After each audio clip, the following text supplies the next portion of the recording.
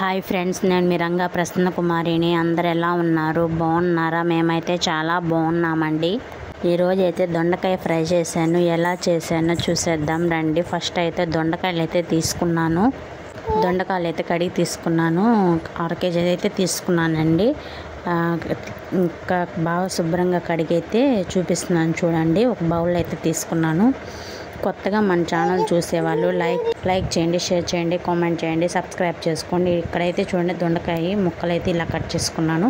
ఇలా కట్ చేసుకుంటే బాగా ఆయిల్ బాగా పడుతుంది. మనం వేసే పొడి కూడా బాగా పడుతుంది అన్నమాట. ఒకసారి మీరు ట్రై చేయండి.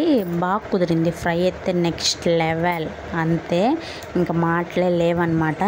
మీరు ఒకసారి ట్రై చేసి ఎలా వచ్చిందో మీ ఫీడ్బ్యాక్ని కామెంట్ ద్వారా తెలియజేయండి, ఓకేనా? ఇక్కడ చూడండి, నేను సాల్ట్ అయితే తీసుకుంటున్నాను. సాల్ట్ అయితే యాడ్ చేశాను. తర్వాత అయితే చూపిస్తున్నాను కదా, సాల్ట్ అయితే వేసేసి పసుపు వేస్తున్నాను. ఈ పసుపు సాల్ట్ వేసి బాగా కలిపి ఆ రసాన్ని అంతా పిండడం వల్ల దాంట్లో ఉన్న జిగురంతా వచ్చేస్తుంది అన్నమాట. అప్పుడు దొండకాయ ఫ్రై తొందరగా అయిపోతుంది, స్పీడ్గా అయిపోతుంది అన్నమాట రెసిపీ. అంతకుముందు పాతకాలంలో ఇలాగే చేసేవాళ్ళు. ఇప్పుడు కానీ దొండకాయలు కట్ చేసి అలాగే వేస్తున్నారు డైరెక్ట్. కానీ అప్పట్లో ఏంటంటే ఇలాగే చేసేవాళ్ళు. కావాలంటే మీ అమ్మమ్మల్ని, మీ తాతల్ని, నానమ్మల్ని, మున్న నానమ్మలు అంటారు కదా, అదే వాళ్ళు ఉంటారు కదా, వాళ్ళనైతే అడిగి చూడండి ఒకసారి. వాళ్ళ స్టైల్లో అప్పట్లో ఇలాగే చేసుకునేవాళ్ళు. ఇప్పుడు కానీ ఇట్లా చేసుకుంటుంది.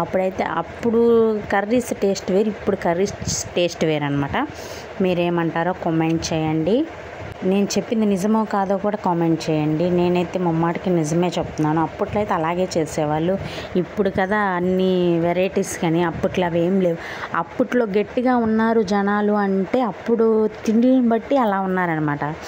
ఇప్పుడు అన్నీ కల్తీలేండి. అందువల్ల మనుషులు కూడా ఎక్కువ రోజులు ఉండట్లేదన్నమాట. అప్పుడు ఫుడ్కి ఇప్పుడు ఫుడ్కి చాలా తేడా ఉంది, అవునా కదా?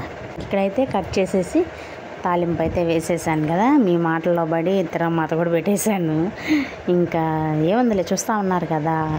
ఇంకా అదనమాట విషయం. తాలింపు అయితే వేసేసి బాగా ఫ్రై చేసుకోండి. మీకు ఎంత డీప్ ఫ్రై కావాలంటే డీప్ ఫ్రై చేసుకోండి. లేదు మాకు ఈ కన్సిస్టెన్సీ చాలు అనుకుంటే ఇక్కడతో ఎండ్ చేసి కారం వేసుకొని ఆఫ్ చేసుకోండి. నేనైతే ఇప్పుడు కూరల కారం ఉంటుంది కదా, అది తెల్లగడ్డ దంచి వేసాను, సాల్ట్ వేసి, జీలకర్ర వేసి. అది కూడా బాగుంటుంది. ఆ టేస్ట్ని కూడా ఒకసారి ఎంజాయ్ చేయండి, ఓకేనా? బాయ్ అండి, బాయ్.